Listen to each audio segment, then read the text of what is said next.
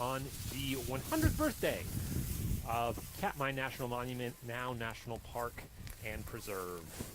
My name is Andrew. I'll be joining you as a park ranger here in Katmai with Bear Cam fellow Mike Fitz at the top of the hour. Testing mics, 1, 2, 3. Okay. 1, Testing, 2, 3, testing, one, two, mics. three. All right.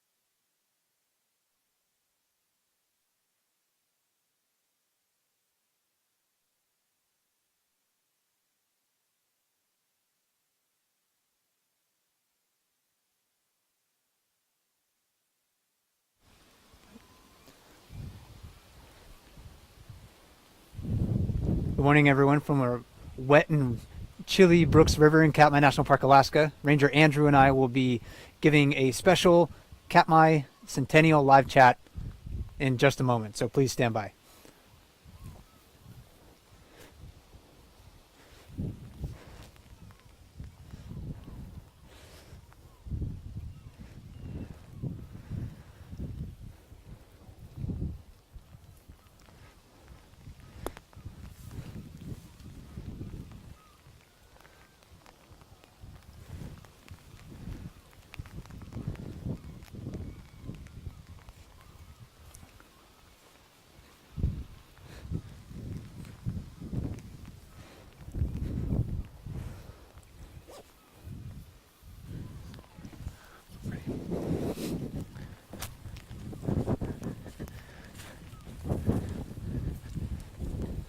Good morning from the Brooks River here in Katmai National Park, Alaska.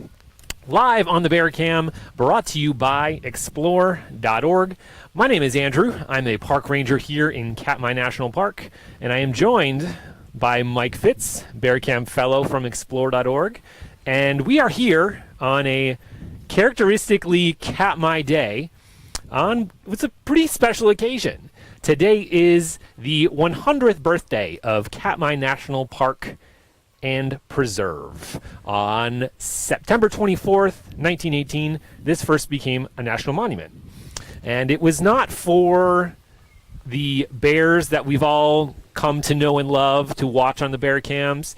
It wasn't for the world-class runs of salmon. It was actually for the amazing geology. On June 6, 1912, the eruption of Nova Erupta took place here in what is now Katmai National Park and caught the attention of scientists around the world. We'll be talking a little bit about this today, Mike. Yes. And 6 years later, on this day, 100 years ago, President Woodrow Wilson officially signed the papers protecting the area around the eruption. And we'll talk a little bit today about how this idea of what Katmai is has changed over time, how it's captivated the hearts and minds of certain folks, and what might be in the future for this amazing landscape behind us. I mean, definitely, I think the story of Katmai is one of change and inspiration. Mm-hmm. It's inspired a lot of people over the years, I think, including you and I. Absolutely. And that story goes back, probably thousands of years to the first people that came into this area. Yes. And it's sort of, we're continuing that today. And so I'm really glad that I'm here on this day. It's kind of a special day for me and everyone involved. So I think we will, we'll talk about that story, the evolving significance of Katmai National Park at the end of the chat as well, as long as it's not too wet and we don't get hypothermic, because it's not very warm here. Yes.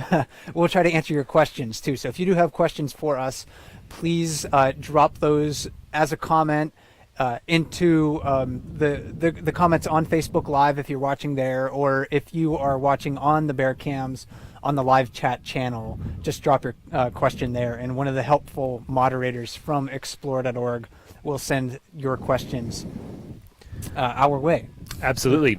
And we should note two things. One is this is a live broadcast, and we're in bear country, some of the most densely populated country for bears anywhere in the United States, anywhere in the world. And this being a live broadcast, it's entirely possible, if you see us looking over our shoulder at various points, a bear could walk through the screen at any time. So if we have to exit or end the broadcast abruptly, that's probably why. Second, related to that is weather. Again, this is characteristically Katmai weather. We're being rained on a little bit, and it's pretty windy here this morning as well. So some quick administrative notes as well. Yes, definitely. It's not absent-mindedness if we're looking around. Yeah. It's like, oh, yeah. Watching over our shoulders, Yeah, as you kind of have to do here in Brooks Camp. We do have a third party watching for us, so that's very helpful. Absolutely. Because the bears are surprisingly quiet. You would think you'd be able to hear them, but oftentimes you don't. So as we said, this is our 100th birthday. 100 years ago today, what is now Katmai National Park and Preserve was founded. But a lot of people today associate Katmai with the amazing, majestic, fun-to-watch bears and some of the amazing runs of salmon, but it was actually for, as we mentioned at the start of this, the volcanoes, the geology. Right. The Valley of 10,000 Smokes really is a unique feature on the face of the earth. And it's the site of the largest volcanic eruption of the 20th century, actually the fifth largest in recorded history. Recorded history. And we talk a lot about Mount St. Helens. This eruption here was 30 times the amount of Mount St. Helens. 30 Mount St. Helens put together. Yeah, they erupted in 1912. Yeah, I mean the volume that came out of the of magma that came out of the ground was quite incredible. So 3 cubic miles. If you compressed basically all the air out of the ash and everything like that, 3 cubic miles of material erupted out of the ground over 60 hours from June 6 to 9, 1912. And that eruption did change the history of the landscape here. Absolutely. It completely altered the landscape, the human culture in a number of ways. But what was really so devastating and dramatic was what we call pyroclastic flow. If you want to talk a little bit about that. Yeah, it's basically like an avalanche of hot ash that runs down valleys. So you've probably all seen pictures of eruption columns going up to the air. That's basically boiled rock being thrown into the atmosphere. But sometimes those eruption columns get so dense that they collapse on themselves, Yes. and they run downhill in a scalding avalanche, burying basically anything in their path. So there's about a 45 square mile area of the Yucak River Valley that was buried under upwards of 700 feet of ash in some places, near the eruptive center. No one really knows how deep it is, but very, very deep in that location. 700 feet, which is, if it is that deep for a stretch, that's twice as much as twice as tall as the Statue of Liberty, deep in volcanic ash. And it's not that deep everywhere, but 45 square miles, as you said. And I often like to compare these pyroclastic flows basically to a tsunami. A boiling tsunami of volcanic debris came rushing out of the earth, flattening everything in its path, basically filled up this glacially carved valley, the Yucak River Valley, like a bathtub. And you look at it now, and it's flat, like a desert almost. And the eruption was so large, even though this area was very remote, and no one... Especially at that time. Yeah, especially at that time. I mean, it's still remote right now, but at that time, extremely remote. It's important to note that no one actually died as a direct result of the eruption. There was one woman on Kodiak who had some respiratory complications that were exacerbated by the ash falling through the air. Kodiak actually was, the town was plunged into darkness. They didn't know what was going on. You can imagine the fear that they could have felt. People on the Katmai coast, there were definitely people downwind of this eruption having a meter of ash falling around them during those moments. But this eruption was so large that it quickly caught the attention of the scientific community. Absolutely. And just something you said that I think is really important to keep in mind, a meter of ash falling in certain places to the east of us. Volcanic ash is heavier than snow. And so you imagine what that looks like and what that could do to, the landscape, to your buildings. And it doesn't go away either. It's not like Yes. snow. Snow melts. So you have a blizzard, you just kind of wait till springtime and it'll go away. But ash doesn't go away. It is there to stay. It is basically ground up fine fragments of rock and glass. A lot of silica in that. So hard on your eyes, hard on your respiratory system. It was not good for the wildlife in the area and for the people in the area. And just thinking on the human experience, because people were living here in the area. Oh. We have We do some have visitors here. a visitor. We have some bears, so we're going to step out of frame here for just a second as we have some bears that are approaching. I don't know if we'll be able to get them in screen. We are going to back up, though. So hopefully they will move on, because we are kind of in an area where we're a bit pinched. We may have to... If you guys are still with us, we did just step out of frame. We do have a sow with a cub that is just out of frame here. Looks like maybe bear 132. And we're going to see if we can actually pan over a bit. She decided to lay down right near us. And as we pointed out, this is a live broadcast. And it's very appropriate as we're talking about one Katmai theme, geology and volcanoes. We have another walk on by some of Katmai's famous bears. And we're just going to quiet down for a little bit and let these bears do what they're going to do. Yeah, so you can enjoy the scene.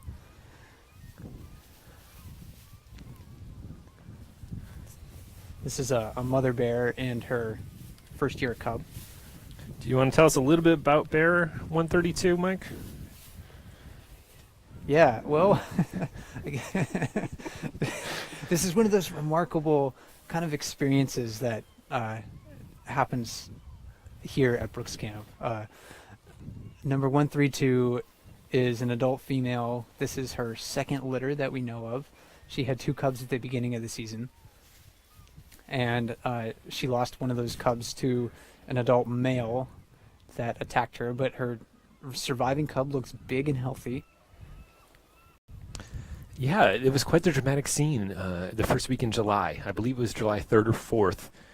Bear 856 Yes. attacked the spring cub, one of the spring cubs that belonged to her near the Riffles platform on the Brooks River. And mom and cub were separated for a period of probably hours. They were later reunited and seem to be doing quite well now, all things considered. Yeah, it's been a really great year for brown bears, and we were going to get to that topic eventually, but maybe we will get to that sooner rather than later. So, Andrew's just going to adjust our camera just a little bit here so you have a better view of this bear. This is one thing I do enjoy about these live broadcasts is they are live, they are unscripted. And you know, we were talking about the volcanic eruption. It attracted the interest of the scientific community. I think we'll kind of get back to that story of discovery in just a moment. But since there's a brown bear here in front of us right now, we should note that the wildlife of this area also attracted the attention of the early explorers that were coming here to explore the volcanic landscape. And in fact, Katmai National Monument, after it was established in 1918, was expanded again in 1931 to protect habitat for brown bears, moose, salmon, and other wildlife. So almost 15 years after this first became established, it was expanded to really include more of that salmon and bear habitat, including the Brooks Camp area.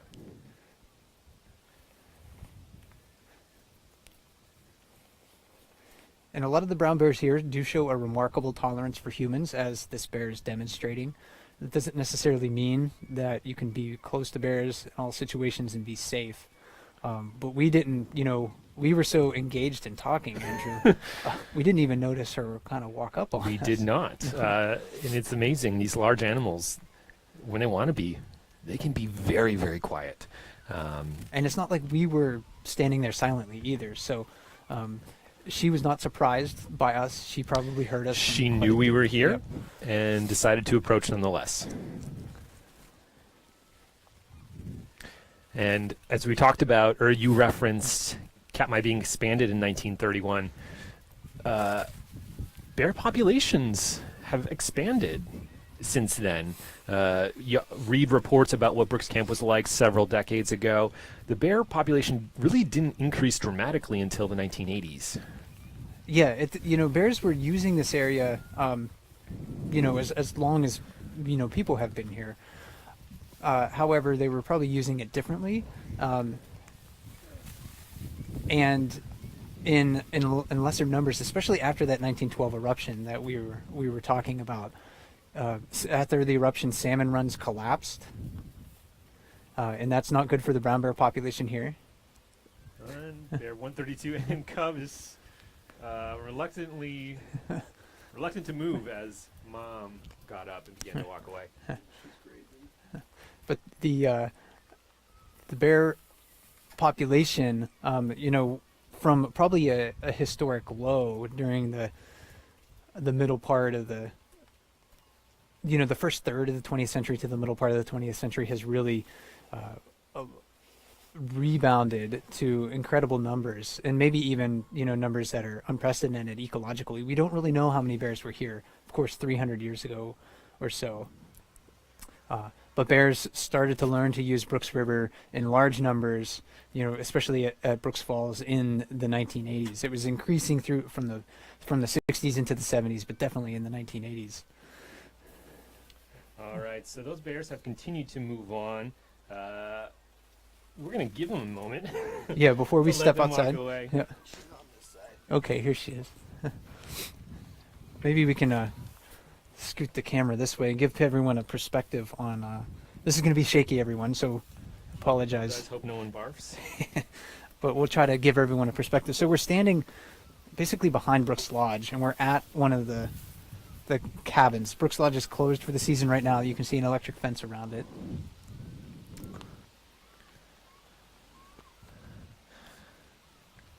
And there's Mother Bear.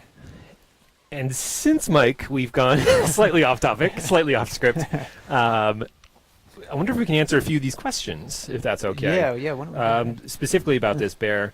People are asking about the size of this cub of the year, this spring cub, compared to others. So this is, that term, spring cub or cub of the year, are interchangeable. It means a cub that is spending its first summer out of the den after being born.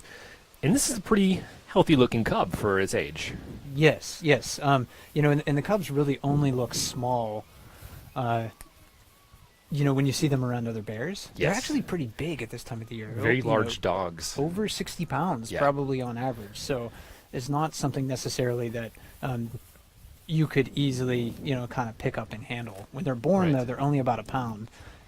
They go through a remarkable sort of growth rate during that first year. Yeah. And so, as we mentioned, it is very cold today. Leaves are coming off the trees. Camp is closed. The lodge that normally would be filled with visitors right now is empty, and that's why the bears are likely just hanging out here. When do we expect them to go into hibernation? So that'll be happening over probably at the end of October. We don't know precisely when. It's more of a range of time than anything else. Yeah. So end of October, more likely November for most of these bears. Adult males, though, will enter the den last. So their denning period is the shortest of all of the brown bears here that we have in Katmai. So they may go into the den late November, mid-November, late November, December sometimes, even as late as that, and then come out in early spring.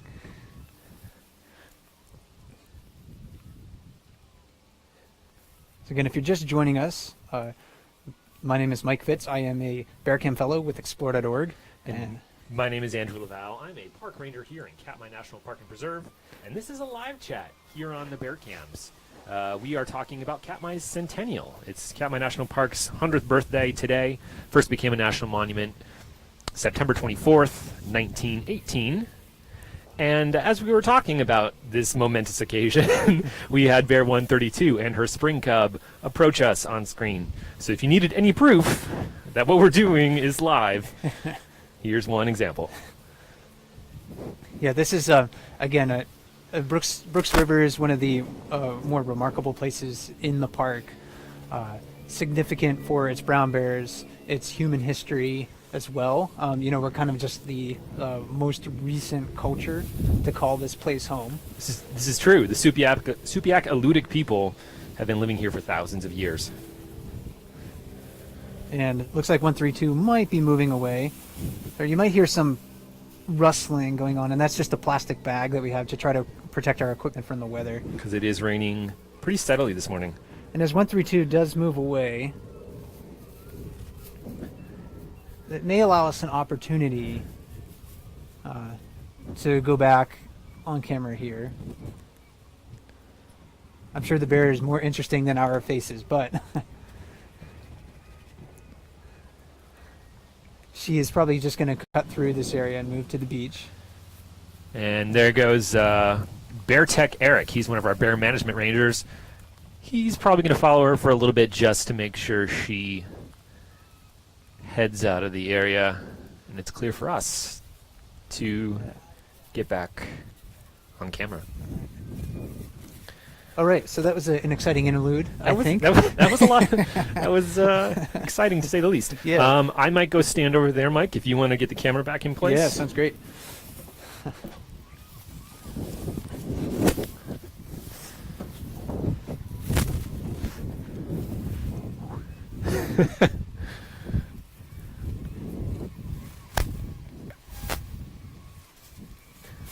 Okay, so I think that looks good.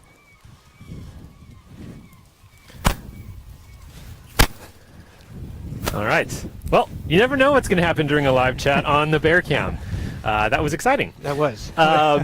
When we left off, Mike, again, before that brief interlude, we were talking about the eruption of Nova Rapta in 1912. That was actually the original reason that this became a national monument, declared by Woodrow Wilson. And this thing was massive. It altered weather around the world. So people were reading about this volcanic eruption here in Alaska, which was especially remote at that time. But it may not have become a national monument if it wasn't for the work of one person in particular. You want to tell us who that might be? Yeah, so the National Geographic Society actually sent a botanist to Kodiak Island. Yeah. In his first trip was actually in 1913 to Kodiak Island. He wanted to study vegetative recovery in the wake of this eruption. Again, on Kodiak Island, they had about a foot of ash, much more on the Pacific coast of Katmai National Park, or the future Katmai National Park, I should say. And he came to Kodiak in 1913, found that there wasn't a lot of stuff kind of growing then. And who was this botanist? Yes, and his name was Robert Griggs. So, yeah, important note there that I forgot to mention. So Robert Griggs found Kodiak to be a pretty desolate place in 1913, just a year after the eruption. So he returned in 1915, and during his first, his return trip in 1915, he found that Kodiak was green again. The ash ended up not being thick enough to really suppress vegetative growth there for very long. Yeah. And he actually, I think, writes in his 1922 book, like, well, I found my problem solved, an accomplished fact. And he just, decided, maybe I want to check out some of these other areas. So he ended up going to the Pacific coast of what is now Katmai National Park. Yeah. Slogging up through the Katmai River Valley, found an area that was dramatically devastated by the eruption, much more so than the outer islands, in the Kodiak archipelago. So let's just walk through this step by step. So Kodiak, for those who don't know, Kodiak Island is separated from us here on the Alaska Peninsula by a body of water, the Shelikof Strait. So he came over the body of water, up the mouth of the Katmai River, and basically trudged toward what was a brand new landscape, a landscape completely transformed by this volcanic eruption. And what he saw astounded him. Yeah, I mean, he found the remnants of Katmai Village devastated by a catastrophic flood.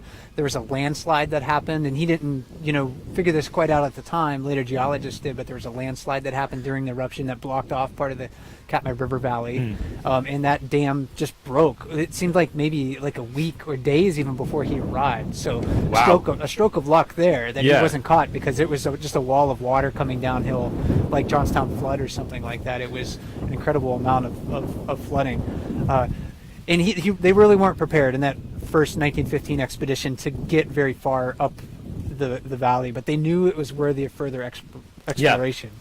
So they came back in 1916, and then in 1916 they were able to make the summit of Mount Katmai, or the rim of the caldera, because Mount Katmai collapsed in on itself during the eruption. Yeah, and we forgot to mention that. Let's talk a little bit about that. So the name of this national monument and now national park is Katmai, which was not the source of the eruption. It's Nova Rapta, but this isn't Nova Rapta National Park.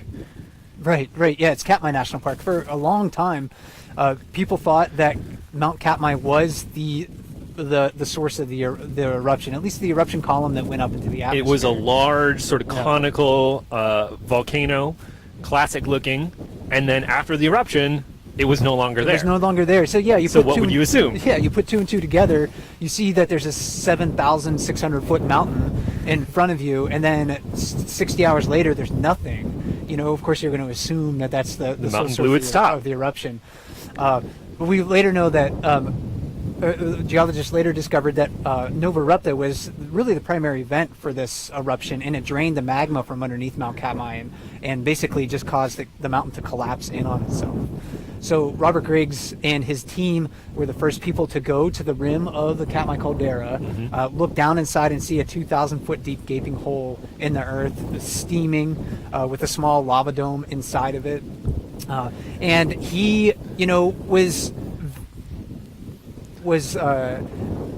he just couldn't get enough of exploring this landscape. I mean, it was incredibly difficult for them with the amount of ash and quicksand that they had to deal with. But when he summited to the rim of Mount Katmai, he caught some glimpses. At least this is what he describes. He caught some glimpses of steam kind of over the horizon, and he was wondering just what is over that. But he couldn't really get a good view in there. So the next day, he decided to go through Katmai Pass. Katmai Pass. So he ascends. Katmai Pass is a relatively broad notch through the mountains, heading out to the Katmai coast. He came up through there. He comes over the bend, and what does he see? He sees, well, as he describes, as far as the eye could see, a valley full of thousands. He just says tens of thousands of smokes coming up from its fissured floor. And he, continues to describe it as it was as if all the steam engines of the world had popped their safety valves at once, and letting off steam in concert, which I think is very eloquently and beautifully written. But he talks about seeing the smokes that give the Valley of 10,000 Smokes its name.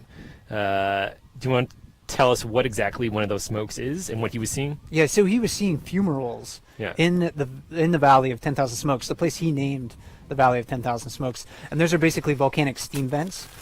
We talked about the pyroclastic flows that came down the Yucak River Valley. This boiling avalanche, basically. A boiling avalanche. It was so thick, when any water that was trapped underneath it or any water that soaked into it was flashed into steam and forced back up into the surface. So he was seeing what he thought was going to become a permanent geyser field. We know that didn't happen, but he did discover an incredible, unique geologic landscape on the face of the earth. So you go into the Valley of 10,000 Smokes today, you can see the remnants of these fumaroles as kaleidoscopes of colored ash, mineral deposits, basically. Yeah, where the steam cooked the ash into different clays. So it's a really beautiful landscape. It inspired him immediately, and I think if he went back to his campsite that night.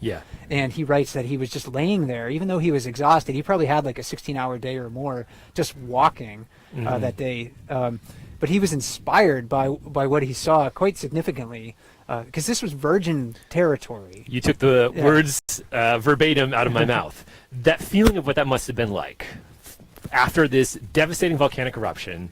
He was walking into land that was newly created, essentially, brand new. He was one of the first people to see it and experience it. And what would that be like to enter into the unknown? He didn't know what he could find. They could have been toxic. There could have been huge sinkholes everywhere. Danger could have been around every corner, but also incredible beauty. Yeah, and they were worried about, at first, falling into the ash, because they could take a stick and poke it into the ground and form a new fumarole. It was hot. It was very hot. So some places were too hot to sit down. If they put their hand on the ground, it would be burned. They could feel the heat through their shoe leather at the time.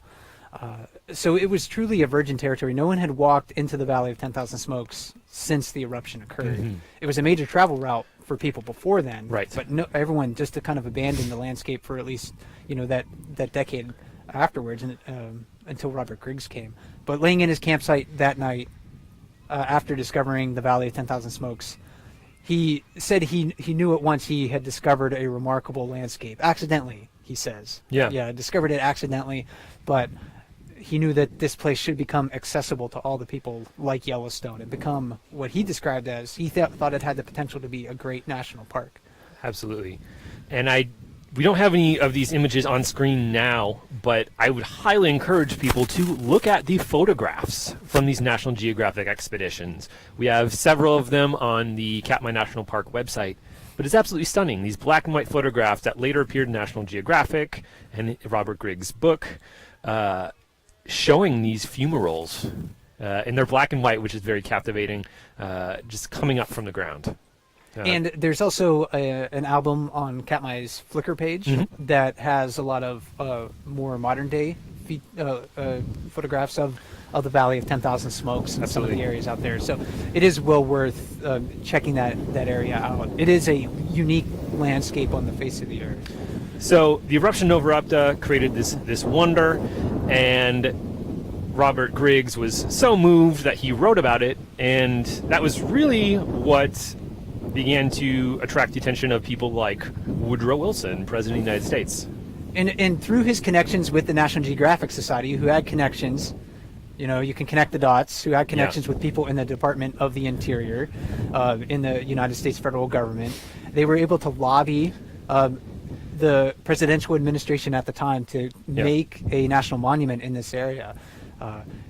Really, the eruption appeared to be so devastating economically, ecologically here that I think originally people thought no one would be able to return to much of this place because it was so devastated, or appeared to be so. Yeah, a very post-apocalyptic landscape where the earth had been torn open. And the salmon run had stopped for 5 years in certain parts of Bristol Bay here. Pretty remarkable. And something I find very fascinating, Mike, is that at the time, some were saying that the geyser and geologic activity in Yellowstone might be tapering off or dying out, and this could be a replacement for the geology of Yellowstone. Yeah, that's kind of an interesting sort of like asterisk on a lot of this story. I think the original 1918 proclamation might actually say something about that, if I remember correctly. Okay. At least one of the official documents way back when, during those lobbying efforts, said, Yellowstone's not looking so hot anymore. And maybe this Katmai place could be a replacement for it, at least in the national parks. And we know that both of those places are unique in their own ways. Mm-hmm.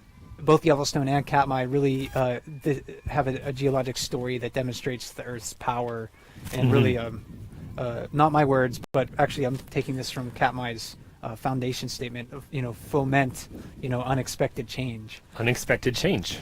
And it's worth noting that, so while we're talking a lot about this eruption Nova Erupta in 1912, Katmai is home to a host of other active volcanoes. Yeah, at least a dozen active volcanoes along the Aleutian Range in Katmai. So Nova Erupta erupted in 1912, of course. The most recent volcanic eruption here was 2006 with Four Peaked Volcano, just a very small eruption, Right. but an eruption nonetheless. Yep. And we had kind of a typical eruption for the Aleutian Range during the 1950s and 60s, the Trident Volcano.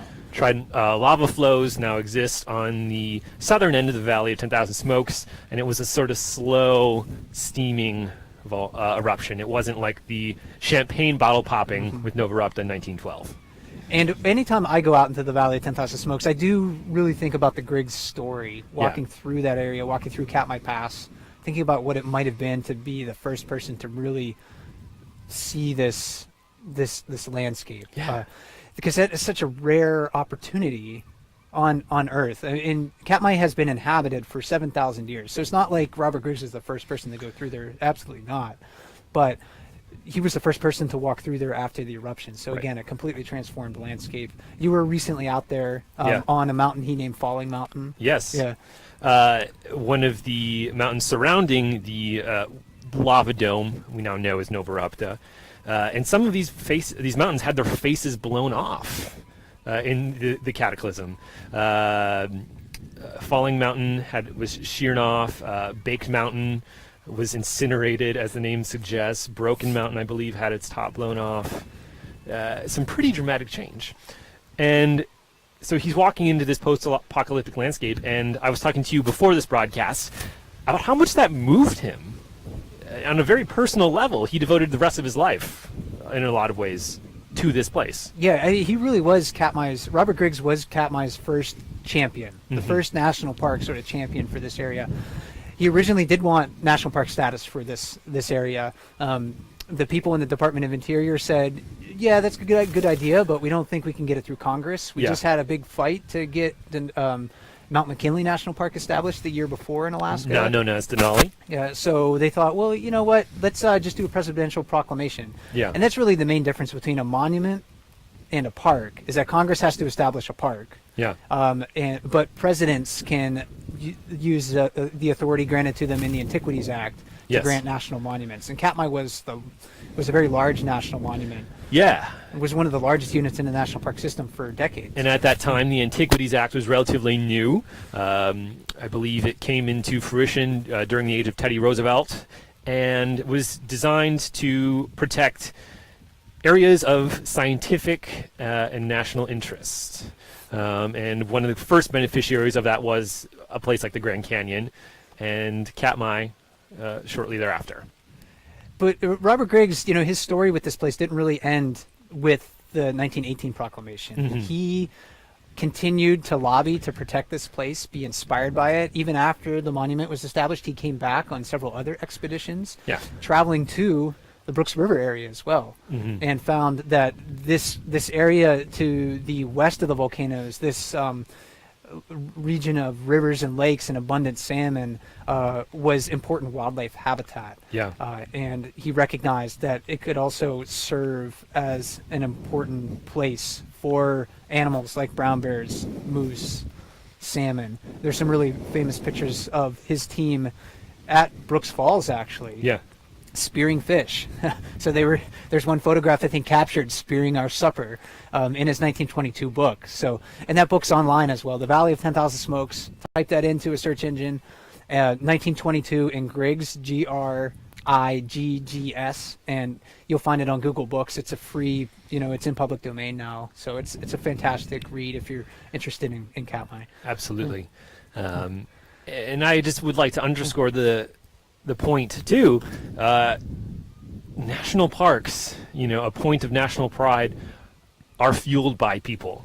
And the history of our national parks are filled with stories like Robert F. Griggs, who are so moved on oftentimes this spiritual level to protect these places that move them so deeply. And I just would like to underscore that That's a really people important make point. the national parks. Exactly. Almost, I shouldn't say almost, I should say every national park has a story kind of similar to Griggs. Maybe Yes. it wasn't a story of discovering a brand new landscape, but it's a story for them of discovery and inspiration in their own ways. Absolutely. Looking forward to the future and saying this land is worthy to protect, not just for people right now, but hundreds of years into the future. So you can go to every national park and probably find a person or a group of people who felt a lot of the same way about those areas as Robert Griggs felt about Katmai, and as we do today. Absolutely. And we touched on this a little bit earlier, but the monument was expanded and has expanded several times over the now century that we have been around. Can you tell us a little bit about those expansions? Yeah, and not without controversy either. Yeah. The first monument expansion happened in 1931, and that was another presidential proclamation to protect this area for wildlife habitat. That specifically says it in the proclamation.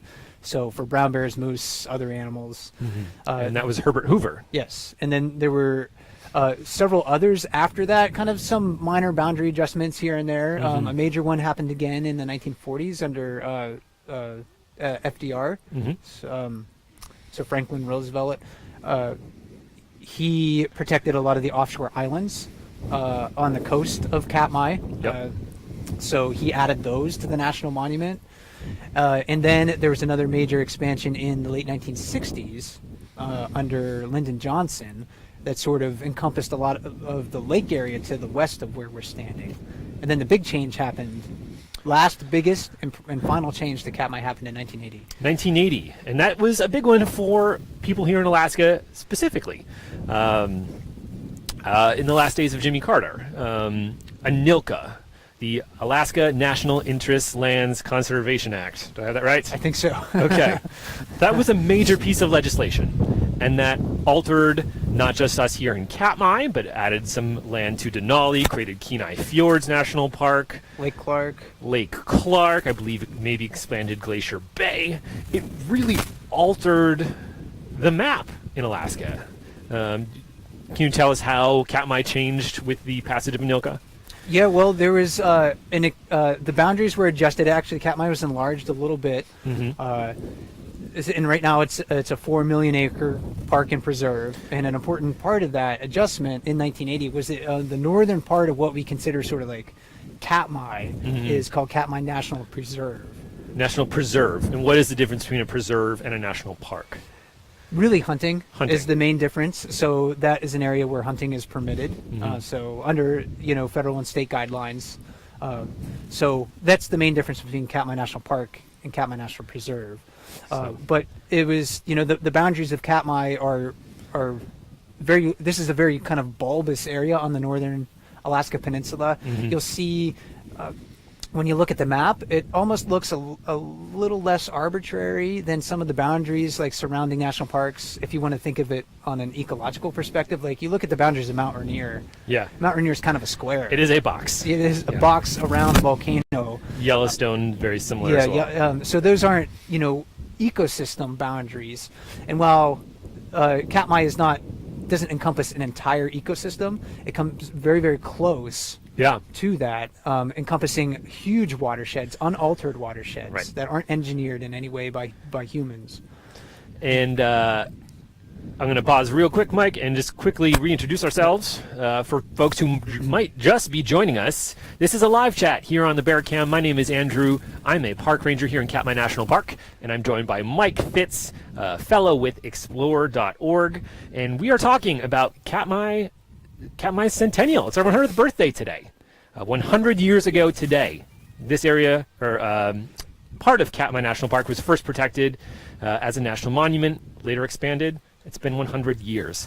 But this is a live chat. We want to hear from you. If you have questions, please let us know in the comments. The staff from Explore.org is feeding us those, and we will get to those soon. Probably soon we should get to them. Yes. And I just also want to note that this is a live broadcast. We've already been interrupted once by bears. Will it happen again? Who knows? Hopefully we'll see it before it's as close as it was before. Yeah. Because I don't know if anyone really noticed me look over, but that bear, we kind of made eye contact, and it just looked there's a at me. bear It's there. like, hey, you're still there, but human. So Watch what happens live. yeah. So we've expanded over time. We went from monument to national park and preserve. What are some questions you have, or what are you looking forward to seeing in Katmai's next 100 years and beyond? Yeah, that's I've been kind of pondering this. What's the next 100 years of Katmai look Yeah. like? I think Katmai and a lot of the parks in Alaska represent how healthy ecosystems can be if we end up protecting land, because we don't put any band-aids on anything here in Katmai. There are no stocked fish, there are no farmed fish. All the salmon that come here are wild fish. There's more brown bears in Katmai than there are grizzlies in the lower 48 states. Yeah. So over 2,000 brown bears in Katmai. So I'm hoping over the next 100 years, when the next future generations of people with Explore.org or park rangers here can say, you know what, 100 years ago they had these abundant runs of salmon, they had 2,000 brown bears Yeah. or more, and we still have that today. So I'm really hoping that we continue to be good stewards of this landscape. It's not without challenges, though. Yeah. Sorry, did you have something? Well, you I wanna would add to just that? note that this is a landscape of change. We saw it with the Valley of 10,000 Smokes. The Earth is actively changing. The cliche phrase, though it's already made, it's still being made. So we've seen geological change here in the past 100 years. We've seen volcanic eruptions in Katmai's first century. What volcanic eruptions will happen in the next 100 years? We've seen a real growth in the population of brown bears. It wasn't really until the 1980s, as we referenced earlier, that the population really grew. And we've had some strong salmon runs the past few years as well. Will that continue? Yeah, I mean, it's not going to be the same, that's for Yeah. sure. And I think that's one of those interesting stories about nature. And one of the things that keeps me, coming back to places like Katmai National Park, or maybe Yeah. just going out, in my backyard and sitting along, just in the forest, just to see how things do change over seasons and years. A volcano could erupt. Actually, many volcanoes could erupt in Katmai over the next century. We do have a whole handful. And this Yeah. this could be a much different place, geologically, ecologically. But national parks protect those processes. At least that's the idea, anyway. Right. Protect these geologic and ecological processes, so we can learn from them, study from them, and be inspired by them. Absolutely. And hopefully it will continue to inspire us for another 100 years. And as we are shivering here in the freezing Katmai rain, should we take a few questions? Yeah, let's try to get from to folks a few. who've been watching? Yeah, we're not slurring our speech yet with hypothermia, so I think we're Not quite yet. So we've touched on a few of these, Mike, but I still think we maybe can recap some of these. Do you know what the bear population was on the day that this was made a national park versus what it is today? We've referenced that the population seems to have grown, but what do we know about that? Yeah, we don't really know too much about what the actual bear population was prior to the eruption, even after the eruption. Robert Griggs, during his expeditions, went quite a few places in the park. He saw bear tracks, but he rarely saw bears. So they were just sort of uncommon at the time, and I think that probably was due to the fact that they were competing with humans for a lot of space and food resources. Again, you're living along Brooks River, for instance, and you're a person living a subsistence lifestyle. You might not be as tolerant of a brown bear kind of hanging out outside your door as people are today. So that probably had an impact on the population. And the loss of the salmon runs for several years definitely would have caused the population to crash. Right. Because let's expound on that a little bit, because the sockeye salmon here are the main food source for people who were living in this area, particularly at that time. And if your food source disappears, you're going to have to go elsewhere. Exactly. And even in the 1950s, it didn't seem like there were a lot of bears within the park, although people did see them moving through the Brooks River area and other places from time to time. So it really did start to expand, in the middle of the 20th century, it seems like, and then definitely in, the 70s, 80s, and 90s. That's really when the bear population seemed to just grow very, very large and stay at that level since that time. And so Katmai's significance in the eyes of a good chunk of the American public has shifted. How will it change in the future? Will it be more about moose in the next 100 years? Who knows? Who knows? Maybe moose is the next thing. We can make that happen. Question that we actually get a lot. I used to get this one quite a bit as an interpretive ranger here. What does the name Katmai mean? Oh, good question. We don't know. We don't know. We don't know. We don't know what the word Katmai means. But it is after Mount Katmai. That is how Katmai National Monument and later National Park got its name, from the mountain that we thought blew up in 1912. But we don't actually know the origin of that word. Yeah, I don't think anyone's been able to track that down. My best guess is that it was an eludic word that maybe got corrupted by sort of like Russian translators. Okay. I don't know, because Russians were sort of like the first colonialness, or to move into this area. Right. So a lot of the names around here have sort of Russian derivations. Yeah. So good question, but we don't know. Okay. A few more questions. What might have been the earliest signs of volcanic eruptions for people in nearby communities before the introduction of modern technology? And there are some fascinating tales about people basically getting a heads up that this volcanic eruptions can take place. Yeah, they felt large earthquakes, probably starting at least a week prior to the eruption. Because when magma is moving under the earth, it's jostling a lot of things around. It's forcing itself up through fissures, cracking the ground. That movement of magma is translated onto the surface as earthquakes that can be felt. And that's how geologists monitor volcanoes today, in large part by having seismometers scattered in different areas so they can track the background levels of seismic activity, because volcanoes are sort of always rumbling. Yes. Right? But when magma really starts to move, it gets bigger and bigger and bigger. So the people around here kind of felt that. In fact, the people in Katmai Village felt so many earthquakes that they left. Yeah. They left like the day before the eruption actually happened. They could tell worried. something bad was about to happen. Yeah. And that's something I really enjoy or find fascinating as well, that it's not likely that there was a major volcanic eruption in the lives of people who were here in 1912, but they had that ancestral knowledge. It had happened in previous generations, and so it had been passed down from generation to generation, so they knew, by and large, what was about to happen. There are stories of older folks in these villages, and Katmai village wasn't the only one. There was Savanoski here, not far from where we are now, telling people to turn over boats so they don't fill with ash, to gather as much water as they possibly could. And then the ashfall began to pick up. So there were these sort of tales, and people knew by and large what to do. Yeah, they lived in the shadow of these volcanoes, you know, for thousands of years.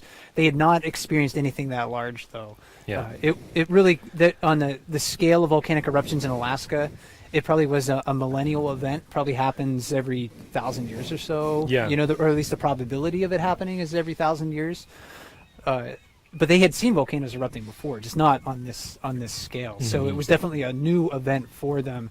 And you can imagine, you know, being at your home, trying to make a living, and feeling, okay, that was an earthquake, and then like a few hours later, okay, there's another earthquake, and then it just keeps on going, and they keep getting stronger and stronger and stronger.